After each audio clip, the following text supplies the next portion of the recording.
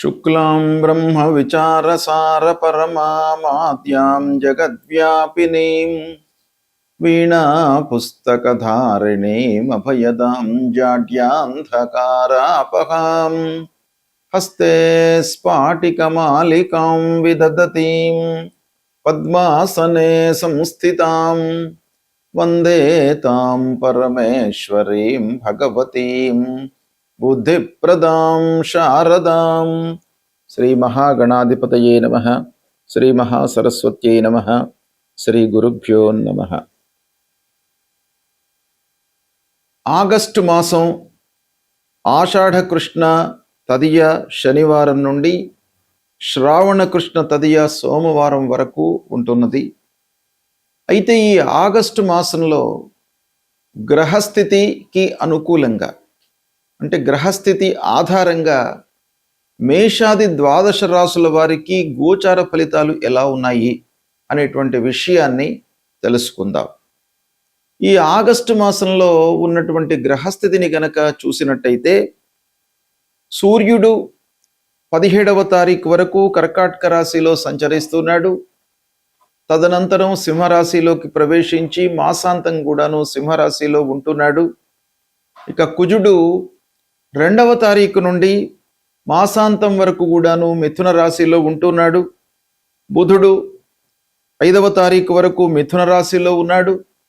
5 నుండి 22 వరకు కర్కాటక రాశిలో సంచరిస్తున్నాడు. 22వ తారీఖు తర్వాత సింహరాశిలోకి ప్రవేశించి మాసం చివరి వరకు కూడాను సింహరాశిలో ఉంటున్నాడు. ఇక గురువు కర్కాటక రాశిలో ఉచ్చ స్థానంలో సంచరిస్తున్నాడు. శుక్రుడు ప్రారంభం నుండి 1వ తారీఖు నుండి కూడాను కన్యా రాశిలో సంచరిస్తున్నాడు. శని మీనరాశిలో వక్రరీత్యా సంచరిస్తున్నాడు ఈ మాసంలో. రాహువు కుంభరాశిలో సంచరిస్తున్నాడు. కేతువు సింహరాశిలో సంచరిస్తున్నాడు. ఈ విధంగా ముఖ్యమైనటువంటి 9 గ్రహాల యొక్క సంచారము ఈ రాశుల్లో జరుగుతుంది ఈ ఆగస్టు మాసంలో. అయితే ఈ సంచారము రాశుల వారీగా ఎలాంటి ఫలితాలను ఇవ్వబోతుంది, ఎలాంటి ఫలితాలు ఉంటాయి, ఏ ఏ విషయాలలో మనం జాగ్రత్తలు తీసుకోవాలి, ఏ ఏ విషయాలలో మనకు మంచి ఫలితాలు కలుగుతాయి, ఒకవేళ ప్రతికూలమైనటువంటి స్థానాలలో గ్రహాలు ఉన్నట్టయితే మనము ఏమి పరిహారాలు చేసుకోవాలి అనేటువంటి అన్ని విషయాలను కూడాను కూలంకషంగా మనము తెలుసుకుందాం. మకర రాశి వారికి ఆగస్టు మాసంలో గోచార ఫలితాలు ఎలా ఉన్నాయో తెలుసుకుందాం. ముఖ్యంగా ఆగస్టు మాసంలో మకర రాశిలో జన్మించినటువంటి స్త్రీల విషయం ఆలోచించినట్టయితే సూర్యుడు 7వ 8వ స్థానాలలో సంచరిస్తున్నాడు, ప్రతికూలంగా ఉన్నాడు. కుజుడు 6వ స్థానంలో అనుకూలంగా ఉన్నాడు. బుధుడు 6, 7, 8 స్థానాలలో అనుకూలంగా ఉన్నాడు. గురువు 7వ స్థానంలో ఉచ్చస్థుడై ఉన్నాడు గనక చాలా అనుకూలమైనటువంటి ఫలితాలను ఇస్తాడు. శుక్రుడు భాగ్యస్థానంలో అనుకూలంగా సంచరిస్తున్నాడు. శనీశ్వరుడు 3య స్థానంలో అనుకూలంగా ఉన్నాడు. రాహు 2య స్థానం, కేతు 8వ స్థానంలో ప్రతికూలంగా ఉన్నారు. ఈ విధంగా ఈ గ్రహాలు ఈ స్థానాలలో సంచరిస్తున్నాయి. ఈ సంచారము తదనుగుణంగా స్థానాలను మనం పరిగణనలోకి తీసుకున్నట్టయితే 17వ తారీఖు వరకు 7వ స్థానంలో సంచారం సూర్యుడు కనుక మహిళలు భర్తతో కానివ్వండి, పిల్లలతో కానివ్వండి, కుటుంబ పెద్దలతో కానివ్వండి కొంత అవగాహనతో ముందుకు వెళ్ళడం చాలా మంచిది. అంటే ఎదుటి వాళ్ళ అభిప్రాయాలకు అనుగుణంగా మనము మెదిలినట్టయితే ప్రశాంతమైనటువంటి వాతావరణము ఉంటుంది కుటుంబం లోపల. మీరు కూడాను సౌఖ్యంగా ఉంటారు. ఇక 17 తర్వాత 8వ స్థానంలోకి వస్తున్నాడు. ఇది కొంత ఇబ్బందిని క్రియేట్ చేస్తుంది. 8వ స్థానం ముఖ్యంగా మనకు ఆకస్మికమైనటువంటి ఇబ్బందులు, అనారోగ్య సమస్యలు, పనుల లోపల ఆలస్యము ఇలాంటివి కలిగించే అవకాశాలు ఉంటాయి. కనుక వాహన మూలకంగా మీరు జాగ్రత్తలు తీసుకోండి. ప్రయాణాల విషయం లోపల అనవసరమైనవి అని మీరు భావించినట్టయితే వాటిని పోస్ట్పోన్ చేసుకోవడానికి మీరు ప్రయత్నాలు చేసుకోండి. అన్ని విషయాలలో జాగ్రత్త వహించడం మంచిది. ఇక కుజుడు మట్టుకు మీకు అనుకూలంగా ఉన్నాడు కాబట్టి మీకు శత్రువులపైన విజయాన్ని మీరు పొందుతారు. ఆరోగ్య సమస్యలు ఒక పక్కన ఉన్నప్పటికీ మీరు సంతోషంగానే ఉంటారు. కనుక పోటీ పరీక్షలకు ప్రిపేర్ అవుతున్నటువంటి విద్యార్థులకు బాగా కలిసి వస్తుంది. ఉద్యోగంలో మీరు నైపుణ్యాన్ని ప్రదర్శిస్తారు. తద్వారా విజయాలను మీరు పొందేటువంటి అవకాశము ఉంది.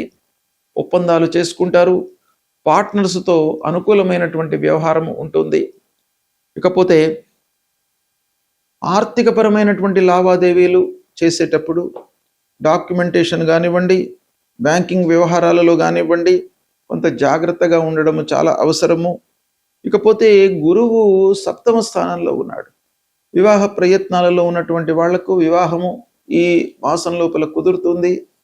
శుభకార్యాలకు మీరు హాజరవుతారు. పార్ట్నర్స్తో సత్సంబంధాలు ఉంటాయి. కుటుంబంలో మీకు ఒక శుభప్రదమైనటువంటి ఫలితాలు కలుగుతాయి. జీవన విధానం లోపల కూడాను చాలా మార్పులు సంభవించేటువంటి అవకాశం కనబడుతుంది. అదృష్టం కలిసి వస్తుంది. పెద్దల యొక్క సహాయ సహకారాలు అందుతాయి. తీర్థయాత్రలు, విహారయాత్రలు చేపడతారు. ఇక ధైర్యంతో మీరు ముందుకు వెళతారు. మీ లోపల ఈ మాసంలో ఒక క్రమశిక్షణను ఇస్తాడు శనైశ్వరుడు. తదనుగుణంగా మీరు ప్రణాళికాయుతంగా పనులు చేయడము, తద్వారా సమయస్ఫూర్తితో నిర్ణయాలు తీసుకోవడము, తదనుగుణంగా మీకు మంచి ఫలితాలను ఇచ్చేటువంటి అవకాశాలు బాగా కనబడుతున్నాయి. ఇక ఉద్యోగంలో ఉన్నటువంటి మహిళలకు ప్రమోషన్ లభిస్తుంది.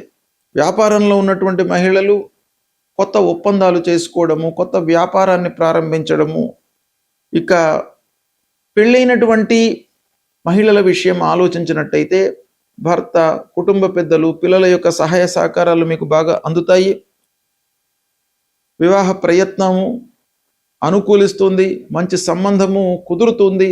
ఈ మాసంలో వివాహం జరిగేటువంటి అవకాశాలు కూడాను బాగా ఉన్నాయి. సంతానం విషయం లోపల సంతృప్తిగా ఉంటారు. ఈ మాసం లోపల ఆరోగ్యం నిలకడగా ఉంటుంది.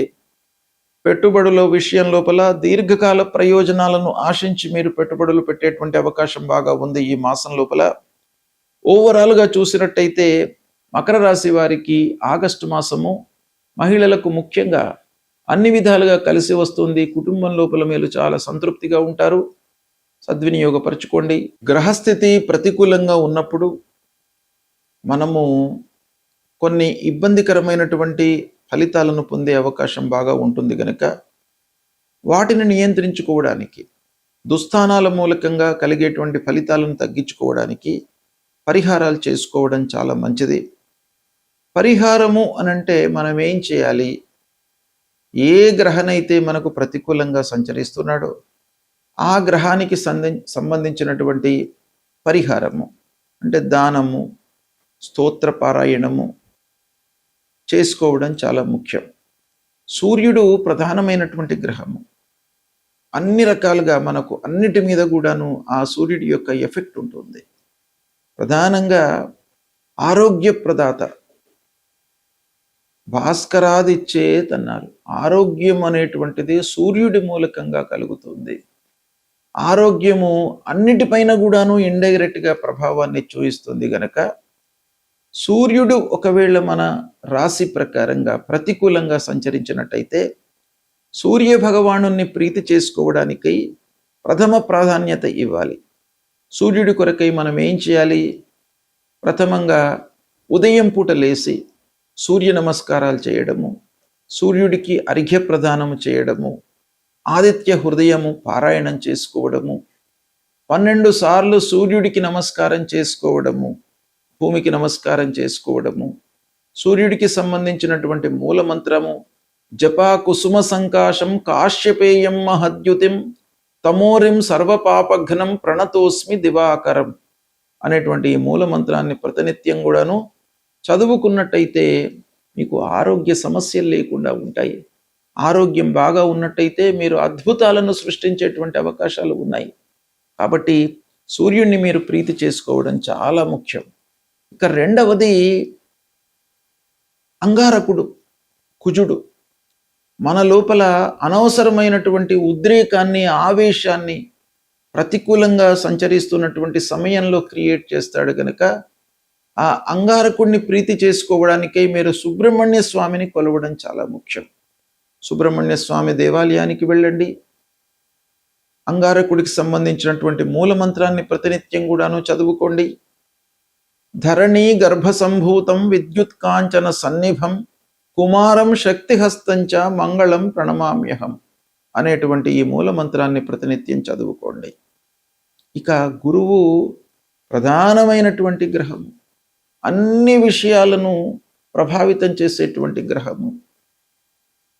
మనము అనుకున్నటువంటి కోరికలను మనకు కలిగించేటువంటి గ్రహం గనక ప్రతికూలంగా ఉన్నప్పుడు గురు భగవానుని ప్రీత్యర్థమై తల్లిదండ్రులను సేవించడము, దక్షిణామూర్తి స్తోత్ర పారాయణం చేయడము, దత్తాత్రేయ స్వామి దేవాలయానికి వెళ్ళడము, గురు చరిత్ర పారాయణం చేసుకోవడము, దేవానాంచ ఋషీణాంచ గురుం కాంచన సన్నిభం వందనీయం త్రిలోకానాం తం నమామి బృహస్పతి అనేటువంటి మూల మంత్రాన్ని ప్రతినిత్యం కూడాను చదువుకోండి.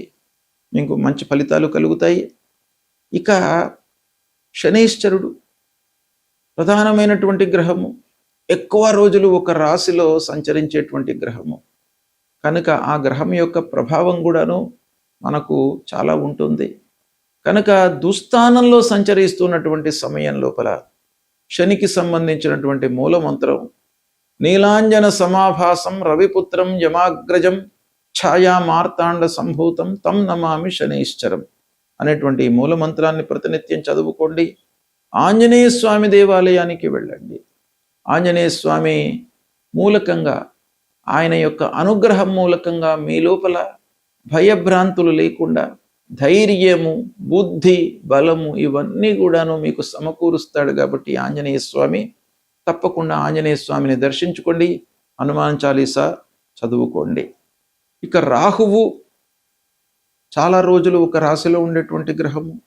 రాహువు మూలకంగా మీకు మనిషి లోపల ఒక అసంతృప్తి అనేటువంటిది వస్తుంది. మనం ఏది చేసినప్పటికీ ఫలితము మనకు రాదేమో అనేటువంటి ఒక భయాన్ని, ఆందోళనను క్రియేట్ చేసేటువంటి గ్రహము రాహువు. కాబట్టి రాహువును ప్రీతి చేసుకోవాలి దుస్థానంలో సంచరిస్తున్నటువంటి సమయంలో. కనుక రాహువు కొరకై అమ్మవారిని సేవించండి, అమ్మవారి దేవాలయానికి వెళ్ళండి, దుర్గామాతను కొలవండి, దుర్గా సప్తశ్లోకిని ప్రతినిత్యం కూడాను మీరు పారాయణం చేసుకోండి. మహిళలకు ముఖ్యంగా దుర్గా అమ్మవారికి సంబంధించినటువంటి ఈ దుర్గా సప్తశ్లోకి మీరు ప్రతినిత్యము పారాయణం చేసుకున్నట్టయితే అమ్మవారికి సంబంధించినటువంటి అనుగ్రహము మీకు కలుగుతుంది. అన్ని రకాలుగా ఇబ్బందులు, భయము, ఆందోళన, పిల్లల విషయంలో, భర్త విషయంలో, కుటుంబం లోపల ప్రశాంతత ఇవన్నీ కూడాను మీకు కలుగుతాయి. గనక సప్తశ్లోకి పారాయణం ప్రతినిత్యం కూడాను మహిళలు చేసుకోండి. తప్పకుండా మీకు మంచి ఫలితాలు కలుగుతాయి. అదేవిధంగా గణపతిని స్మరించండి, గణపతి దేవాలయానికి వెళ్ళండి.